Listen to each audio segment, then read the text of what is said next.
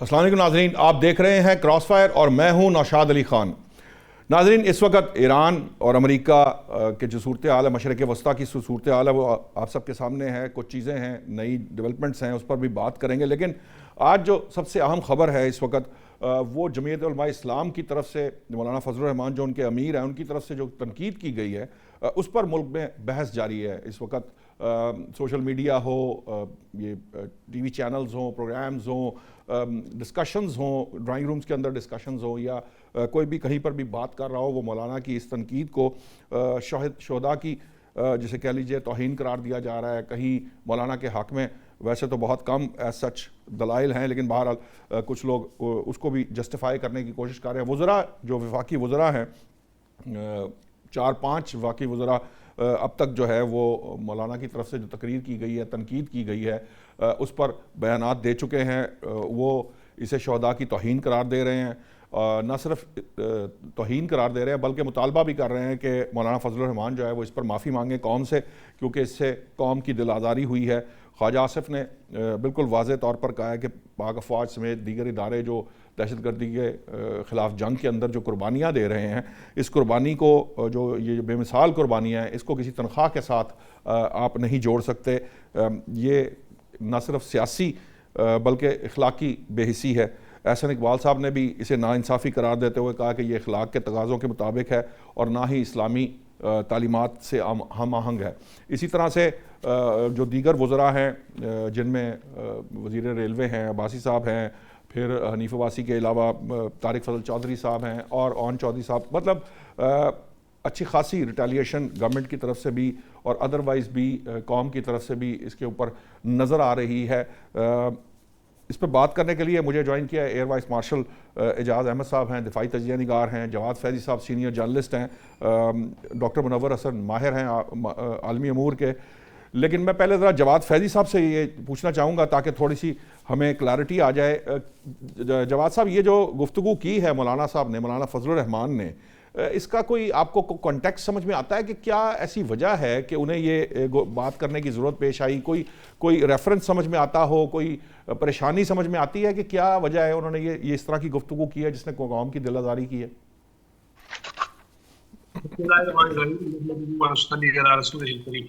دیکھیے نشاد بھائی، میں یہ امید نہیں کرتا تھا کہ مولانا فضل الرحمان، ٹھیک ہے آپ کے اہمیت، ہرگز یہ مطلب نہیں ہے آپ اس لیول پہ جائے کہ آپ کل تک تو ایک ایسے شخص کو جو پاکستان کی ریاست کے بارے میں گفتگو کرتا تھا تو اسے آپ اسرائیلی ایجنٹ تک، یہودی ایجنٹ تک کہہ دیتے تھے۔ اب بھی اس بیان کے بعد نشاد بھائی ٹیکنیکلی ذرا سمجھنے کی کوشش کیجیے گا۔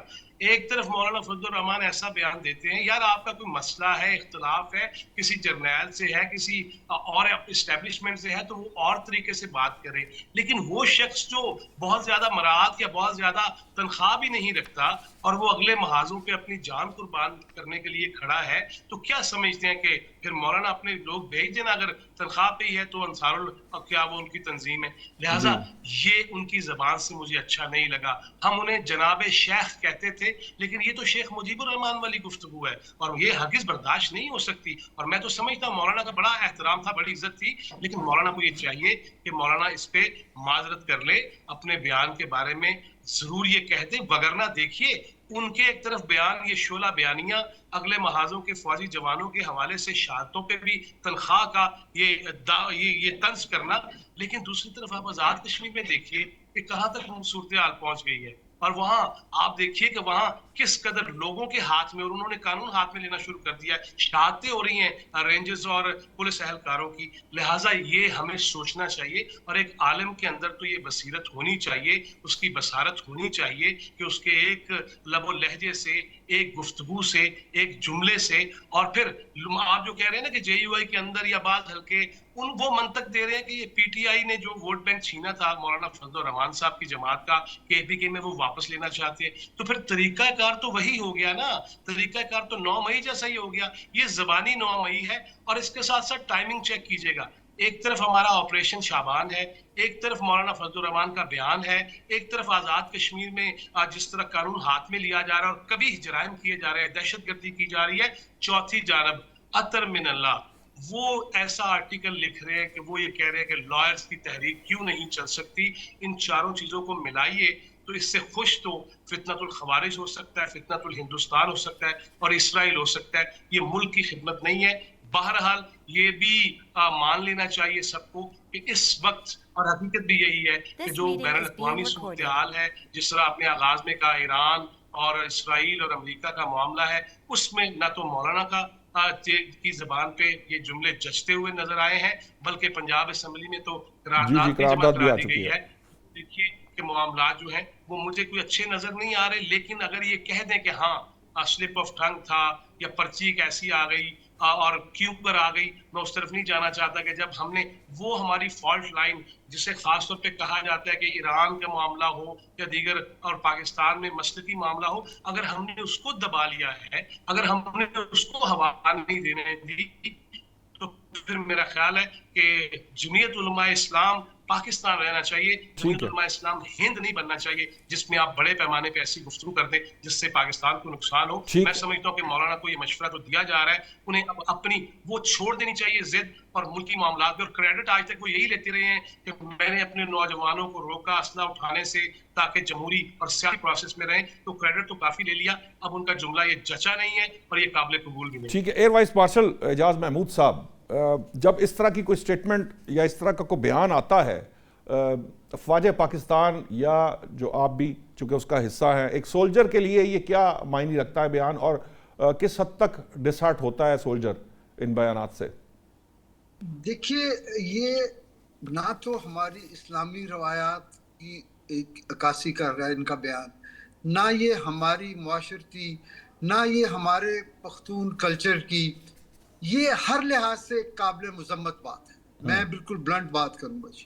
اور اس کی وجہ, مولانا صاحب تو اپنے پورے کیریئر میں وہ انتہائی نپے تلے اور الفاظ اس کا چناؤ کرتے ہیں, کیونکہ وہ کبھی بھی جو ہے نا کوئی ایسی غلطی نہیں کرتے کہ جس سے ان کی جو ریلیونس ہے ایک سیاسی ریلیجیوس پولیٹیکل پارٹی کے طور پہ, وہ اس پہ کوئی گزند پہنچے.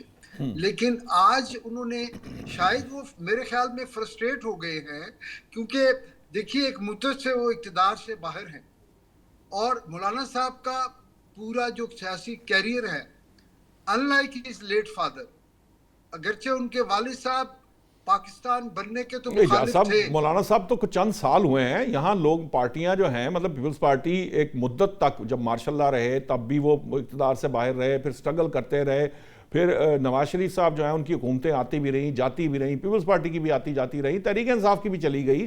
اب اس کا مطلب یہ تو نہیں ہے یہ فرسٹریشن جو ہے وہ اس طرح سے نکالی جائے کہ آپ, میں عرض کرتا ہوں جی, میں عرض کرتا ہوں. دیکھیے آپ بات کر رہے ہیں پیپلز پارٹی کی جو ایک ملک گیر جماعت ہے. آپ اگر بات کریں, ہمیں اختلاف ہو سکتا ہے کسی کو نون لیگ سے یا تحریک انصاف سے, وہ بہرحال ایک بڑی میجورٹی پارٹیز ہیں, لیکن مولانا صاحب کا ووٹ بینک ایک مخصوص علاقے تک محدود ہے, اور یہ وہ لوگ ہیں جنہوں نے کچھ جو ہے نا حالات کی وجہ سے کچھ علاقوں میں ان کی اپنی ایک ایسی نیوسنس ویلیو ہے جس کو انہوں نے کیپٹلائز کر کے یہ پولیٹیکل ایڈوانٹیجز لیتے ہیں. آج ان کو یاد آیا ہے, یہ پیغام دے رہے ہیں کہ جی اگر فوج کو سیاست کا شوق ہے تو وردی اتار دیں. تو آپ تو ایم ایم اے کی صورت میں ایک باوردی جرنیل کے نیچے آپ لوگ حکومت کرتے رہے جی. اس وقت آپ کی جمہوری اقدار کہاں گئی تھی؟ یہ بڑا کہتے ہیں کہ جی 73 کے آئین کے تناظر میں, تو وہ کیا تھا؟ ایم ایم اے کون سے آئین کے تناظر میں بنائی گئی تھی؟ تو یہ بالکل قابل مذمت رویہ ہے, اور یہ توہین ہے ہمارے ان شہیدوں کی جو دن رات جو ہے اپنی جانوں کی قربانیاں دے رہے ہیں. اور پاک فوج میں ایسا نہیں ہے, ہم نے لیفٹیننٹ جنرل سے لے کے ہم نے ایک سپاہی تک کی قربانیاں دی ہیں. جی. ہمارے افسروں کی جو جوانوں کے ساتھ لڑنے کی اور پھر جان دینے کی جو ریشو ہے وہ دنیا کی کسی بھی جنگ سے زیادہ ہے. تو یہ ہم ان کو, ان کے جو لواحقین ہیں, ان کے جو فیملی ہے, ہم یہ ان کو دکھ پہنچا رہے ہیں اس طرح کی باتوں سے اور ان کو ڈی مورلائز کر رہے ہیں. اور میں یہ بھی کہوں گا کہ جب آپ اس طرح کے بیان دیتے ہیں تو اصل میں آپ وہ جو پاکستان ریاست دشمن جو ایجنڈا ہے آپ اس کو جو ہے سپورٹ کر رہے ہیں, کیونکہ پھر یہ لوگوں کے ذہن میں یہ ابہام پیدا ہوتا ہے کہ جو ہم یہ فتنۃ الخوارج یا فتنۃ الہندوستان کے خلاف کوشش کر رہے ہیں, جو ہماری ریاست کا بیانیہ ہے وہ شاید درست نہیں ہے. نہیں, وہ جو انٹرنیشنل میڈیا یا بھارتی میڈیا تو اس بیان کو لے کے پھر بہت کھیلتا ہے, اس کے ساتھ لگ جاتا ہے, وہ پھر ایک پورا پروپیگنڈا شروع ہو جاتا ہے پاکستان کے خلاف. تو یہ تو کسی کو وہ کہتے ہیں نا کہ وہ چاول دینے والی بات ہے کہ آپ کھچڑی بنا کے تو ان کے سامنے رکھیں, تو یہ تو پاکستان کے مفادات کے بہت سخت خلاف چلا جاتا ہے یہ سارا معاملہ. جی یقیناً, اس میں تو کوئی دو رائے نہیں ہے کہ یہ ان کو نہ صرف یہ کہ ان کو یہ بیان واپس لینا چاہیے, بلکہ میرے خیال میں اس کو بجائے یہ کرنے کے کہ جی غلطی ہو گئی یا میں مس انڈرسٹینڈ کیا گیا, ان کو ایک اعلیٰ اخلاقی جو ہے نا کردار کا مظاہرہ کرنا چاہیے اور اس پہ معافی مانگنی چاہیے ان شہداء سے اور ان کے لواحقین سے. ٹھیک ہے ڈاکٹر منور, میں جتنا سمجھتا ہوں جہاں سے آپ بلانگ کرتے ہیں, اگرچہ آپ عالمی امور پہ گفتگو کرتے ہیں لیکن بہرحال آپ رہتے ہیں یہاں, آپ کی سائٹ پر میں جو دیکھتا ہوں وہاں پہ جذبات جو ہیں وہ فوج پاکستان کی بہت, جسے کہہ لیجئے محبت ہے وہاں لوگوں کے اندر. وہ اس قسم کے جو بیانات ہے یا اس قسم کی جو کوششیں کوئی کرتا ہے یا بات کرتا ہے وہ اس کے خلاف اٹھ کھڑے ہوتے ہیں. آپ کو لگتا نہیں ہے یہ جو ووٹ بینک کی بات کی, تو ووٹ بینک مولانا صاحب جو ہے وہ اپنا جو ہے وہ خراب کر بیٹھیں گے یہ اس طرح کی اسٹیٹمنٹس دے کے؟ نوشاد علی خان صاحب, پہلے تو میرا سلام قبول کر لیجئے. ایئر وائس مارشل صاحب, جواد فیضی صاحب, آپ کی ٹیم, آپ کے دیکھنے والوں کو میں آپ کو بتاتا چلوں میرا تعلق بالکل کے پی کے ساتھ نہیں ہے, میرا تعلق سندھ کے ساتھ ہے. اچھا, اور میں رورل سندھ سے میرا تعلق ہے. جی اچھا اچھا, مجھے ایسا لگا. جی جی اچھا, میں چونکہ یہ گفتگو جواد فیضی صاحب نے تفصیلاً کر دی ہے اور ایئر وائس مارشل صاحب نے کر دی ہے, اس میں رہتا تو کچھ نہیں ہے. میں یہ سمجھتا ہوں کہ مولانا صاحب ایک پریگمیٹک پولیٹیشین ہیں اور ان کی جماعت صرف کے پی کے تک محدود نہیں ہے, بلوچستان میں بھی ہے, سندھ کے اندر بھی ہے. لیکن زیرک سیاست دان ہونے کے ساتھ ساتھ انہیں یہ سمجھنا چاہیے کہ اس وقت جو خطے اور بین الاقوامی سیاست کے افق کے اوپر جو کمپلیکسٹی ہمیں نظر آ رہی ہے اور چاروں طرف سے پاکستان کو اور خطے کے ممالک کو جس طرح گھیرا جا رہا ہے, اس سے میرا خیال ہے مولانا صاحب سے زیادہ بہتر کون سمجھ سکتا ہوگا. افغانستان سے 24 دہشت گرد تنظیموں کا پاکستان کے اندر سرگرم ہونے کی کاوشیں, بلوچستان میں اس وقت دہشت گردی کا بڑھ جانا, بھارت کے 12 نیوکلر جو میزائلز ہیں, نیوکلر ایسٹس کو ان کے اوپر فٹ ان کرنا, فکس کرنا, نیوی کے حوالے کرنا, جو کہ بھارت کے ڈاکٹرائن کے بالکل خلاف ہے, ایران کے خلاف ایک جنگ کا ہونا, اور پھر اس جنگ کے نتیجے میں پورے مڈل ایسٹ اور گلوبل اکانومی اور ریجنل اکانومی کا ڈی ریل ہونا. تو میں یہ سمجھتا ہوں کہ یہ وہ موقع ہے, میرا خیال ہے پاکستان کی تاریخ میں 2-3 بار ایسے نازک موقع آئے ہیں جہاں پہ آپ کو سوشل پولیٹیکل کوہیسنس کی ضرورت ہے. میرے ریاست کے ساتھ پالیسیز پہ اختلاف ہو سکتے ہیں, ریاست سے نہیں ہو سکتے. ریاست کی پالیسیز پہ میرے اختلاف ہو سکتے ہیں ایک شہری کی حیثیت سے, لیکن جب ریاست کے وجود کو خطرہ ہو اور چاروں طرف سے گھیرا جائے, اس وقت ہمیں چاہیے کہ ہم ایک جان اور ایک روح کا مظاہرہ کریں. میرا خیال ہے کہ جو مئی 2025 ہوا تھا وہ پہلا ایپیسوڈ تھا, ایران جنگ اس کا دوسرا ایپیسوڈ تھا, اور اس وقت آپ تیسرے ایپیسوڈ کے اندر ہیں. اور ہمیں یہ سمجھنا چاہیے کہ انٹرنیشنل پالیٹکس میں پاور کی ٹرانسفارمیشن ہو رہی ہے. We are living in a multi-cultural international system, اور اس ملٹی سیولائزیشنل پکچر کے اندر ایک سیولائزیشن اپنی ڈومیننس کو دوبارہ قائم کرنے کی کوشش کی جا رہی ہے, جہاں پہ آپ کو ٹرائیو کا نظر آتا ہے, جہاں پہ کیوس 3 بڑی ریاستوں کو ان کے فائدے میں نظر آتا ہے, جہاں پہ بھارت اور اسرائیل کا نیکسس نظر آتا ہے. اس صورت میں مولانا جیسی شخصیت جنہوں نے اپنی تقریر کے اندر یہ کلیم کیا کہ ہم نے فلاں ٹائم کے اوپر پاکستان کو ریسکیو کیا، فلاں ٹائم پہ یہ مسئلہ تھا انڈیا کے ساتھ ہم نے ریزالو کیا، فلاں وقت میں ہم افغانستان میں گئے اور وہاں مسئلہ حل کر دیا، تو میرا خیال ہے اب بھی ان کو کنسٹرکٹیو پازیٹیو کردار ادا کرنا چاہیے. اس وقت ادارہ کوئی بھی ہو، سیاسی ادارہ ہو، عسکری ادارہ ہو، معاشی ادارہ ہو، اس پہ آپ ایک کنسٹرکٹیو پازیٹیو تنقید ضرور کر سکتے ہیں، لیکن آپ اس طرح سے ہٹ نہیں کر سکتے اس موقع کے اوپر جب پاکستان کو گھیرنے کی بھرپور تیاری کی جا رہی ہے. ٹھیک ہے، آپ کا پوائنٹ آ گیا. میں اب چاہوں گا کہ ذرا ہم اب انٹرنیشنل اس کی طرف بھی تھوڑی سی نظر دوڑائیں. فیضی صاحب، معاملات جو ہیں جیسے کہتے ہیں نا سنورتے سنورتے بگاڑ کی طرف چلے گئے ہیں.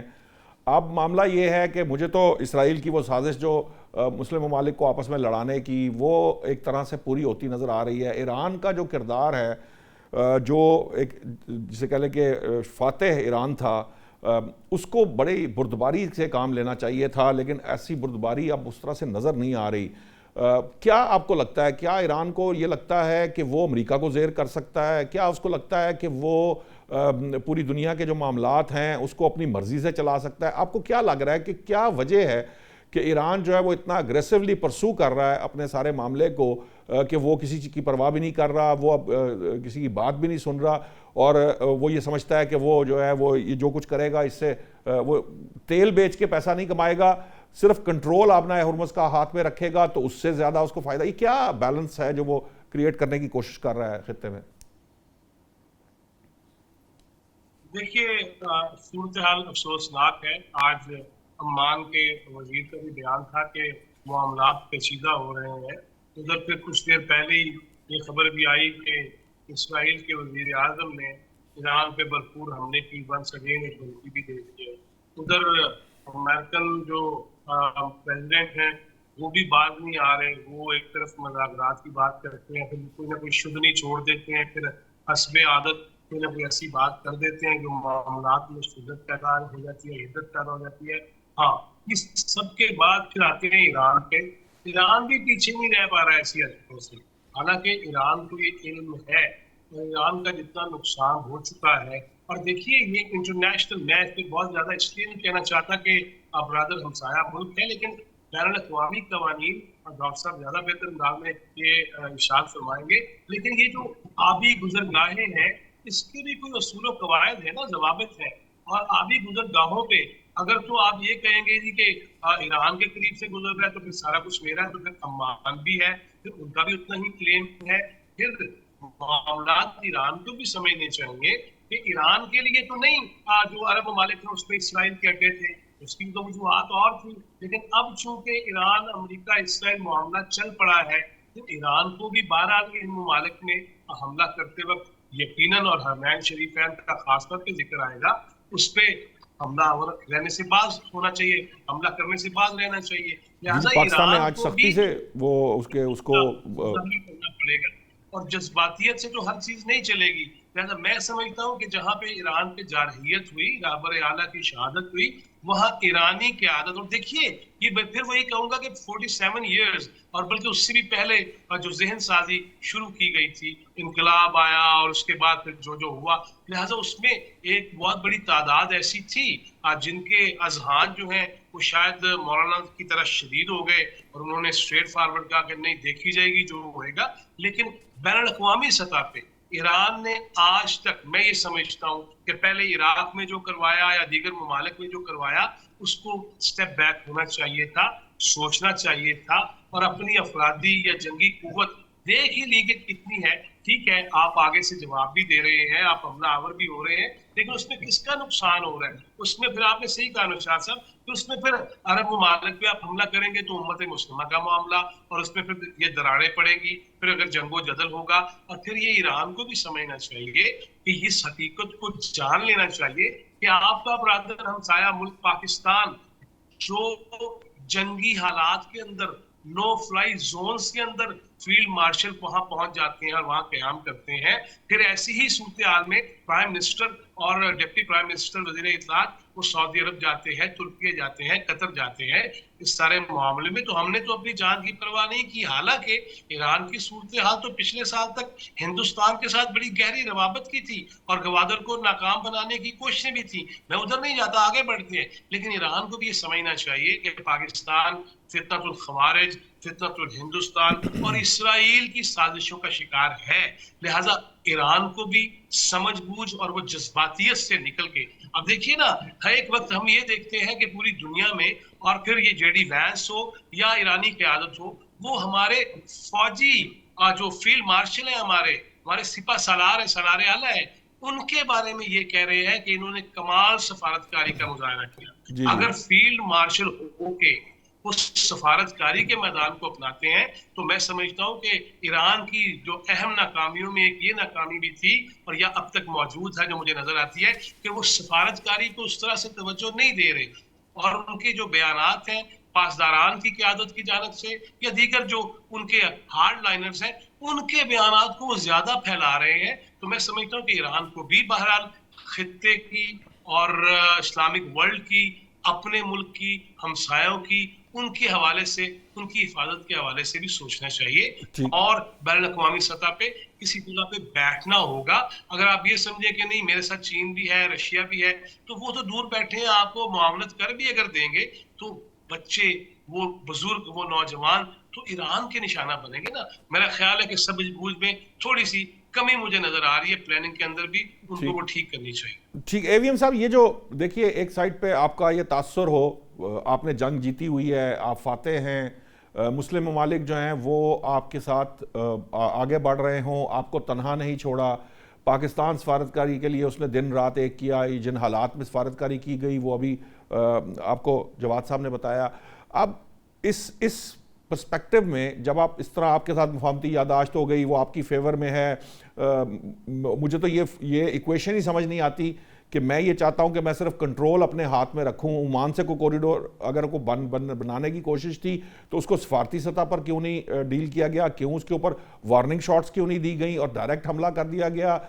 یہ جو جنگ کے اندر داخل ہونا یا جنگ کے نعرے لگانا یا جنگ کی جسے کہہ لیں خواہش رکھنا, یہ کس حد تک پرابلمٹک ہو سکتا ہے؟ آپ بینگ اے سولجر, میں آپ کو کہہ رہا ہوں کہ یہ بھی ایک اسٹریٹجی کا حصہ ہوتا ہے نا سر, کہ وہاں بھی پاسداران انقلاب جو ہیں یا ان کے جو فوجی قیادت بیٹھی ہے وہ ان ساری چیزوں کو آپ کو لگتا ہے کیلکولیٹ کر کے آگے بڑھ رہی ہے, یا یہ صرف ایک وہ جسے کہتے ہیں بدمست ہاتھی والا معاملہ ہے کہ آپ فاتح ہو گئے تو بس آپ نے کہا کہ پتہ نہیں اب سب کچھ جو ہے وہ ہماری مرضی سے طے ہوگا اور ہم اپنی مرضی سے چیزوں کو بٹھا لیں گے؟ آپ کو لگتا ہے کہ اس طرح ممکن ہو پائے گا؟ نہیں جی, میرے خیال میں اسٹریٹجک لیول پہ یہ ایک فلاڈ جو ہے, یوفوریا کہہ لیں یا ایک فلاڈ جو ہے نوشن آف وکٹری ہے. دیکھیے جنگ میں ایک سٹیلمیٹ آیا جس میں ایران کا ایک آبجیکٹو تھا کہ ایران نے سروائیو کرنا ہے, ایران نے وہ حاصل کر لیا. امریکہ کے دو آبجیکٹو تھے, ڈی نیوکلرائزیشن, رجیم چینج, وہ نہیں کر پایا. تو ہم لوگوں نے, سب دنیا نے یہ تسلیم کر لیا کہ جی ایران نے اپنا مقصد حاصل کر لیا ہے, اس لیے ایران فاتح ہے. لیکن اس کا یہ مطلب ہرگز نہیں ہے کہ امریکہ is a sole super power, as the largest air force, largest navy, largest army of the world, امریکہ ختم ہو گیا ہے. امریکہ اسی طرح قائم ہے. امریکہ پھنس ضرور گیا ہے ایک غلطی کے بعد, لیکن آپ امریکہ کو you can't add salt to injury. یہ جو موجودہ کشیدگی ہوئی ہے, میں ذاتی طور پہ سمجھتا ہوں, گرچہ شاید میری یہ بات کچھ ناظرین کو بری لگے, کہ کیونکہ ہم سب کی ہمدردیاں میرے سمیت ہمیشہ ایران کے ساتھ ہیں اور ہونی بھی چاہیے, لیکن یہ کشیدگی جو ہے یہ ایران کے مس ایڈوینچر کی وجہ سے ہوئی. اگر وہ ان دو شپس پہ, 4 شپس ٹوٹل تھے اور جس میں ایک بحرین اور ایک قطر کا تھا, اگر وہ اس پہ حملہ نہ کرتے تو وہ امریکہ کی جو ہے نا جارحیت کو وہ ایک جواز نہ فراہم کرتے. اور یہ ایران کے اندر بدقسمتی سے جو ہارڈ لائنرز ہیں, جو پاسداران یا جو سپریم لیڈر کے جو قریبی لوگ ہیں, اصل میں یہی وہ گروپ ہے جو ان کے ڈیسیژن میکنگ میں جن کو جو ہے سپریورٹی حاصل ہے. جو وہاں پہ ماڈریٹس ہیں, زیادہ پریگمیٹک پڑھے لکھے لوگ جو ہیں, جو حکومت میں ہیں, جن کو عوام کی بہتری جو ہے وہ فوکس کیے ہوئے ہیں جو لوگ, وہ ان کی اتنی سے نہیں ہے.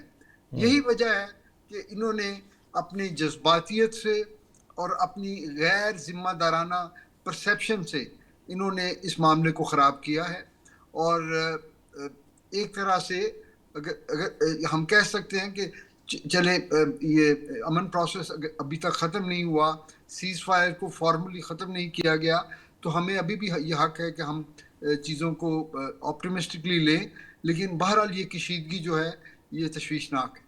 ٹھیک ہے ڈاکٹر منور, یہ جو بات ہے, یہ جو ایک فکرہ ہے کہ جارحیت, جو امریکی جارحیت تھی اس کو جواز فراہم کر دیا گیا, سب کچھ معاملات ٹھیک چل رہے تھے, بلکہ ٹرمپ صاحب تو کہہ رہے تھے کہ ہم ایک معاہدے پر پہنچ گئے تھے, اور پھر جب اس معاہدے پر پہنچ گئے تو چند گھنٹے بعد ایران نے جو ہے وہ ان ٹینکرز پہ حملہ کر دیا. اب سوال یہ ہے کہ یہ جو جس طرح سے ایران کو آگے چلنا چاہیے سفارتی معاملات کو, وہ اس طرح سے آگے نہیں بڑھا. نتیجہ یہ ہے کہ ابھی کچھ ایسی اطلاعات بھی آ رہی ہیں, قطر بھی جو ہے وہ ثالثی کوششوں سے پیچھے ہٹتا ہوا نظر آ رہا ہے, پاکستان اگرچہ بھرپور کوشش کر رہا ہے, سعودی عرب کنسٹرینٹ کا مظاہرہ کر رہا ہے, ریسٹرینٹ کا مظاہرہ کر رہا ہے, لیکن اس کے باوجود اگر یہ معاملات اسی طرح آگے بڑھتے رہے تو ایکچولی تو اسرائیل کی جو سازش تھی مسلمان ممالک کو لڑانے کی, یہ جو ہے یہ پھر اس طرف چلا جائے گا معاملہ, اور اگر اس طرف جائے گا تو پھر یہ معاملات ہاتھ سے نکل بھی سکتے ہیں. تو کیا آپ کو نہیں لگتا کہ ایران میں جو یہ دو تھاٹس کا پایا جانا ہے,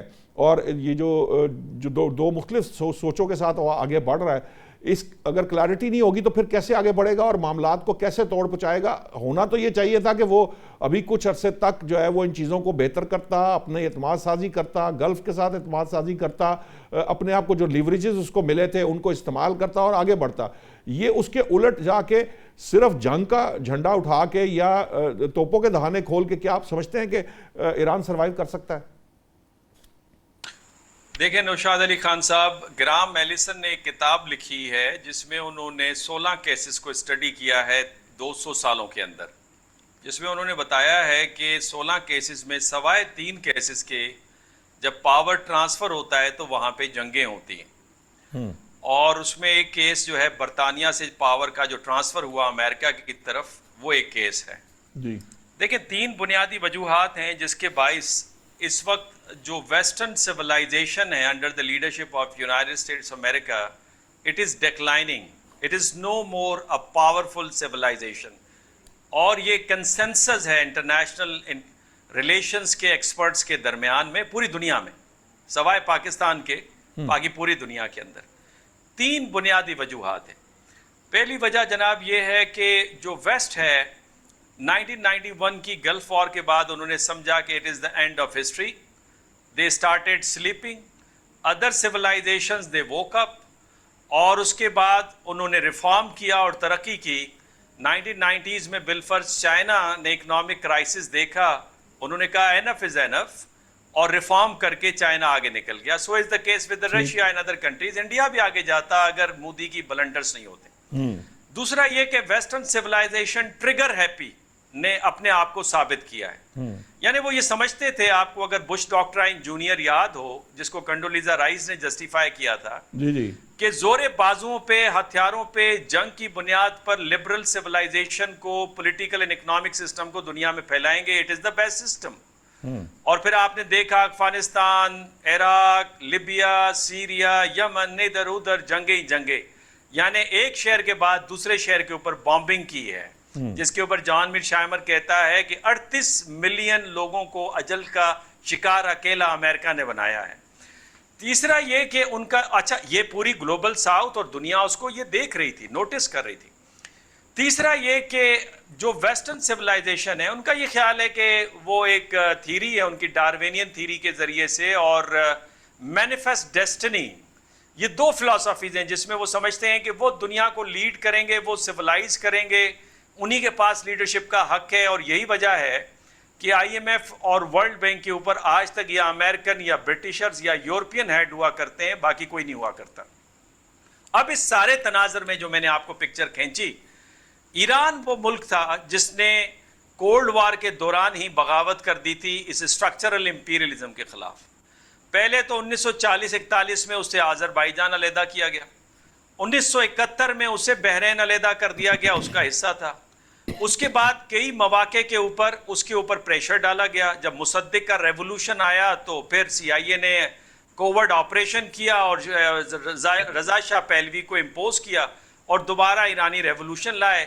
پھر ٹارگٹ کلنگ, پروپیگنڈا, 8 سالہ عراق کے ساتھ جنگ, ہیوی اکنامک سینکشنز, 12 دنوں کی جنگ, 40 دنوں کی ایئر پاور, 2 مہینے 3 ہفتے نیول بلاکیڈ آپ کو نظر آیا.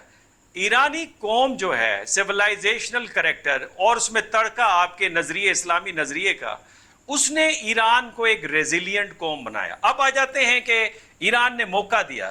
دیکھیں ریئلسٹ ورلڈ میں ریئلزم کے اوپر جو میجر کرٹیسزم ہے کہ جہاں پہ وہ کہتے ہیں کہ جو پاور گیم ہے اس میں امپائر یا پاورفل کنٹری کے جو ایکشن ہے ریئلسٹ اس کو جسٹیفائی کرتے ہیں. جیسے ابھی ہم یہ بیانیاں دے رہے ہیں کہ ہم نے موقع دیا, ایران نے موقع دیا امریکہ کو. موقع نہ بھی دیتا اس نے یہی کرنا تھا, بیکاز پاور ٹرانسفر ہو رہی ہے.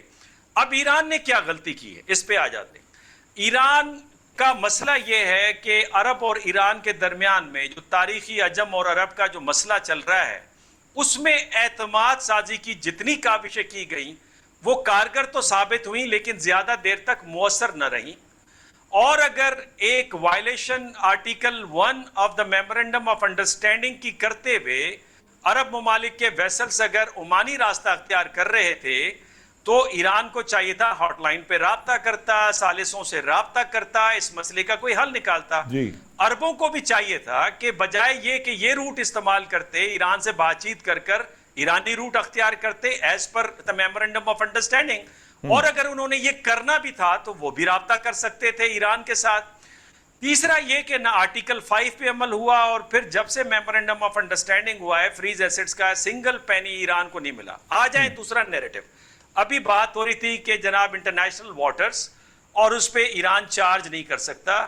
یہ جو اسٹیٹ آف مسے جنگ سے پہلے تو اس کی کیفیت نہیں تھی اور کی جو پرماننٹ ممبر تھے انٹرنیشنل سیکیورٹی کونسل کے, ویٹو جن کے پاس پاور ہے, ان کی گارنٹی کے باوجود جے سی پی او اے 2 سال سروائیو نہیں کر سکا. تو ایرانیوں کو یہ لگتا ہے, غلط یا صحیح, یہ لگتا ہے کہ یہ ایسا لیوریج ہے جس کے تحت وہ جنگ کو روک سکتے ہیں, بیکاز یہ بڑا سینسٹیو ایریا ہے. آئل اینڈ گیس کے لیے صرف نہیں ہے, ایگریکلچر کے پرسپیکٹیو سے بھی, اور ڈیٹا کیبلز جو گزری ہیں ٹریلینز آف ڈالرز کا ڈیٹا لے کے جا رہی ہیں اس پرسپیکٹیو سے بھی ہے.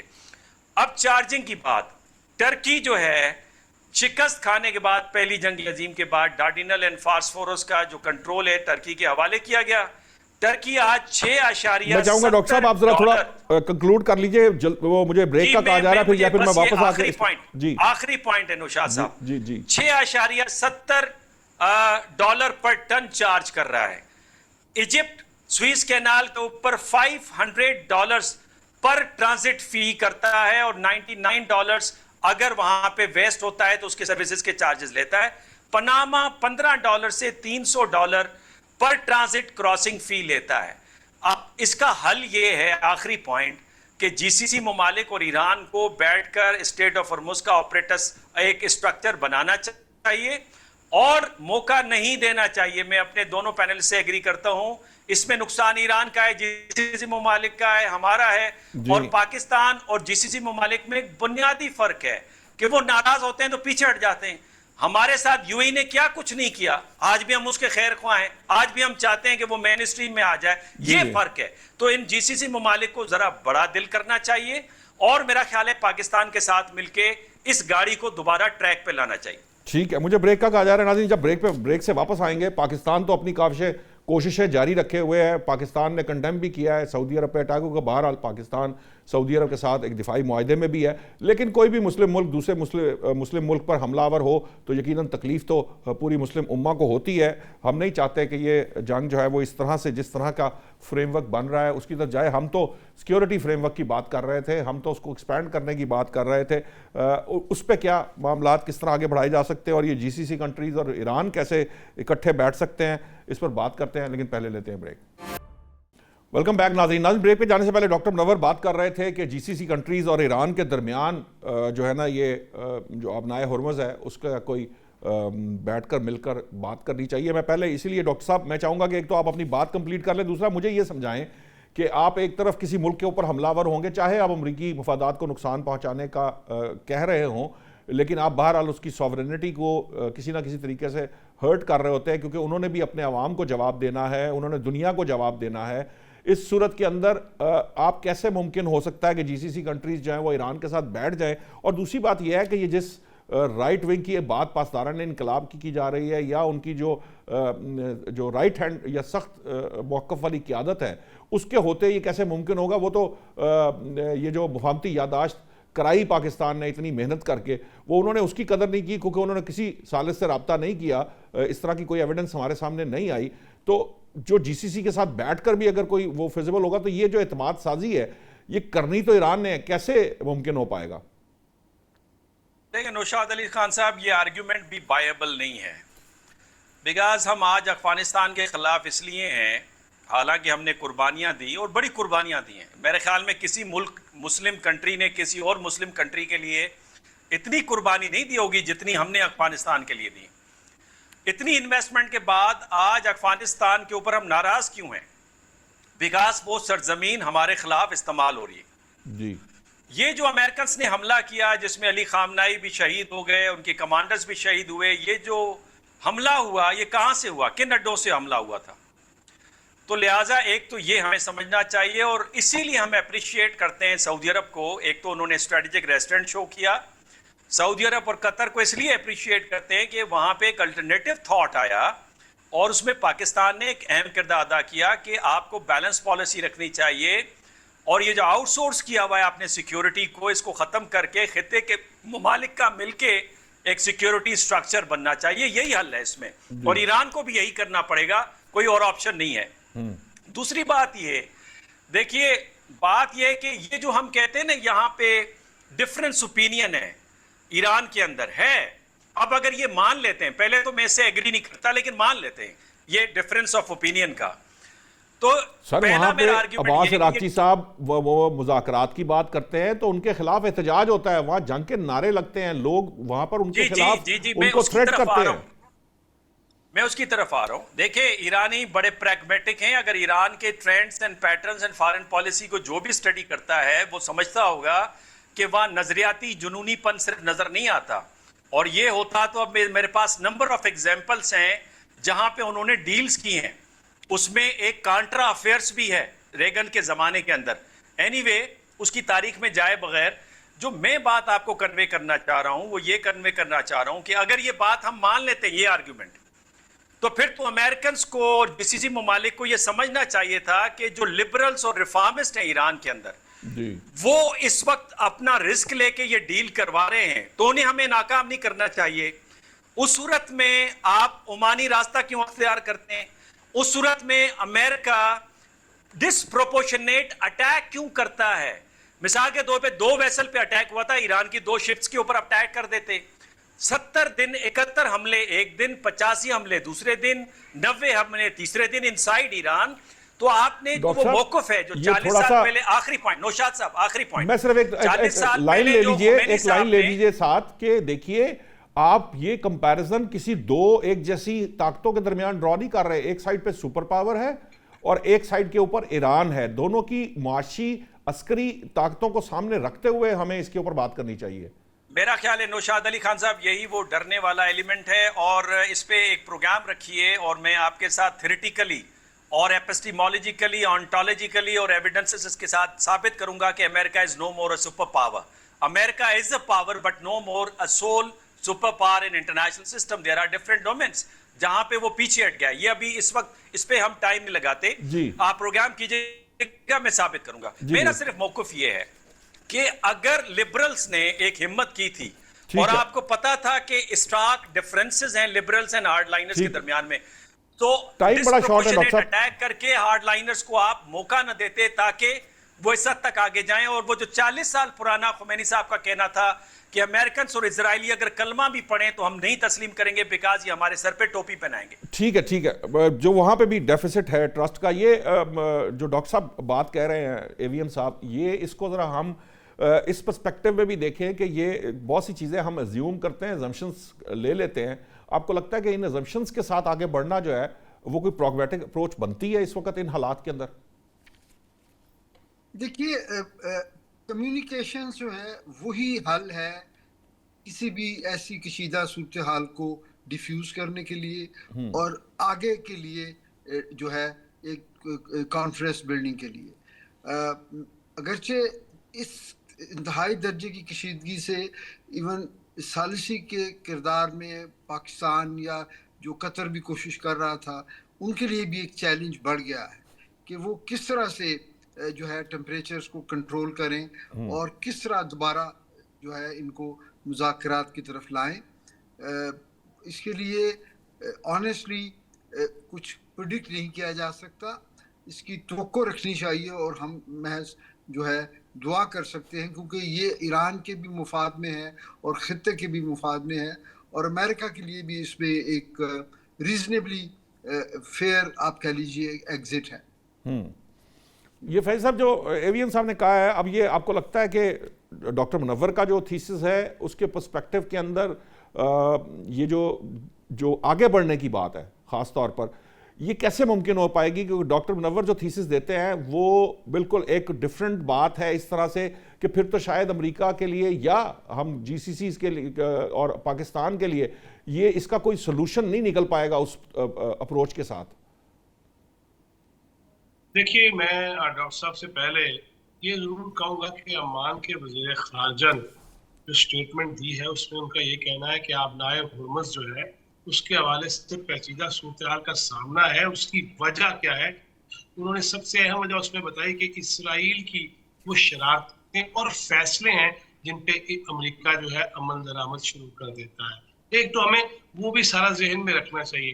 ڈاکٹر صاحب کی بات کروں, میں یقیناً وہ تاریخ دان ہیں اور اس میں امور میں جو ہے وہ دسترس رکھتے ہیں ماشاءاللہ, لیکن اگر اسی قسم کی گفتگو میں تھیوریز کی بات کچھ کی جائے تو پھر تو یہ تھیوریز بھی بعض دفعہ ہمارے اذہان میں پیدا کی جاتی ہیں اور ان کو سامنے لایا جاتا ہے کہ شاید ایران سارا کچھ مکمکہ کر کے ہی سب کچھ کر رہا ہے اور پتہ نہیں کس کیا کیا نشانے ہیں. لہذا تھیوریز پہ تو ہم چلتے چلے جائیں گے. میں چاہوں گا کہ جس دن ڈاکٹر صاحب آپ کے ساتھ ون آن ون کریں میں ضرور سنوں, مجھے بتائیے گا تاکہ میں سمجھنے کی کوشش کر سکوں کہ میرے ذہن میں کیا چیزیں ہیں, میں کہاں سے کون سے لنکس جو ہیں اور ڈاٹس جو ہیں وہ ملاتا ہوں اور ڈاکٹر صاحب کس اپروچ کے تحت یا ڈیفینیٹلی ان کا تجربہ علم اس مسئلے میں مجھ سے کہیں زیادہ ہے. مگر میں یہ سمجھتا ہوں کہ بہرحال یہ ذہن میں رکھا جائے کہ ہم نے پاکستان کے اندر اور چوہے نثار علی خان جو وزیر داخلہ ہوتے تھے تو وہ پونے 3 گھنٹے ساڑھے 3 گھنٹے اسمبلی کے فلور پہ جب پاکستان کے اندر ایرانی اور عرب ممالک کی پراکسیز کا اظہار کرتے تھے, ثبوت و شواہد دیتے تھے, تو ہمیں وہ بھی ذہن میں رکھنا چاہیے کہ ہمارے ساتھ بھی کوئی اچھی نہیں کی ہمسایہ ملک نے. لہٰذا اور پھر اسکول آف تھاٹ جو ہے جو بڑے ہی میں سمجھتا ہوں کہ فالٹ لائن ہے پاکستان کے اندر بھی اگر مسلکی طور پہ دیکھا جائے تو ہم نے یہاں پہ بھی شدتیں دیکھی, حدتیں دیکھی. لہذا ان کو اتنی آسانی سے پوری طرح سمجھنا میرا خیال ہے وقت لگے گا, کئی پروگرام درکار ہیں. لیکن جہاں تک قصہ مختصر ایک دعائیہ انداز میں یہ کہہ سکتا ہوں کہ دیکھیے حضرت اقبال نے انقلاب ایران سے پہلے کہا تھا کہ تہران ہو گر عالم مشرق کا جنیوا, اس قرۂ ارض کی تقدیر بدل جائے. لہذا درمیان میں جب انقلاب آ گیا تو میرا خیال ہے اقبال کی روح سے سوال بھی اٹھانا پڑتا ہے کہ اب بھی کیا آپ شیر پہ قائم ہے. لہذا بہت ساری ایسی چیزیں ہوئی ہیں جس سے پاکستان کو بھی نقصان پہنچا, امت مسلمہ کو بھی پہنچا, اور طرفین سے اور طرفین سے کہہ لیجئے پہنچا ہوگا آپس میں جو شدتیں تھی, حدتیں تھی, پراکسیز تھی. میرا خیال ہے کہ یہ وہ وقت ہے جب ڈیفینیٹلی, اور ڈاکٹر صاحب نے خود جس طرح یہ فرمایا کہ پاکستان نے اس میں کردار بھی ادا کیا کہ سعودی عرب ہو, دیگر ممالک ہوں, کہ اپنی سیکیورٹی کے لیے جو آپ جو ادھار پہ لائے ہیں اور بڑے مہنگے داموں तो उसको हमें मिलकर तय कर लेना चाहिए कि खित्ते के अंदर और बाहमी उम्मत मुस्लिमा के अंदर, मुस्लिम ममालिक के अंदर किस तरह आगे चला जाया जा सकता है। उस पर बहरहाल ईरान को जो अपने अंदर एक नारे लगा रखे हैं और जो शिद्दतें पैदा कर रखी हैं, जो लिटरेचर है उसको खत्म करके, ठीक, आपका पॉइंट आ गया फैज साहब, वक्त खत्म हो गया है। नाज़रीन, डॉक्टर मुनव्वर साहब आपका बहुत शुक्रिया, AVM एजाज महमूद साहब आपका बहुत शुक्रिया, फैज साहब आपका तो बहुत बहुत शुक्रिया, क्योंकि ये जो अब सिचुएशन हमारे सामने है इसमें हमें एक्चुअली बड़ी बुर्दबारी के साथ आगे बढ़ना है। एक दूसरे पर इल्ज़ाम दे के या एक दूसरे की जैसे कह लीजिए कि सिर्फ इसी बात पे कि दूसरा जो है वो पहले समझेगा तो मैं समझूंगा, इससे मामलात आगे नहीं बढ़ पाते। समझना हर किसी को अपनी अपनी जगह पर खुद ही पड़ता है और दोनों फरीक जो है वो सब्र व तहम्मुल का मुजाहिरा करे। पाकिस्तान भरपूर कोशिशें कर रहा है, उम्मीद है कि पाकिस्तान इस बार भी कामयाब होगा। जैसे अज़रबैजान के सदर का मैंने कल भी कोट किया था कि उन्होंने कहा कि इस मामले के अंदर सबसे अहम बेहतर किरदार जो है वो पाकिस्तान ही अदा कर सकता है और पाकिस्तान ही वो वाहिद मुल्क है जो दोबारा इन दोनों फरीकों को दोबारा मुज़ाकरात तक ला सकता है। उम्मीद है कि पाकिस्तान की कोशिशें रंग लाएंगी। आज तक के लिए इतना ही, कल नए मौज़ूआत के साथ हाजिर होंगे। अल्लाह निगहबान।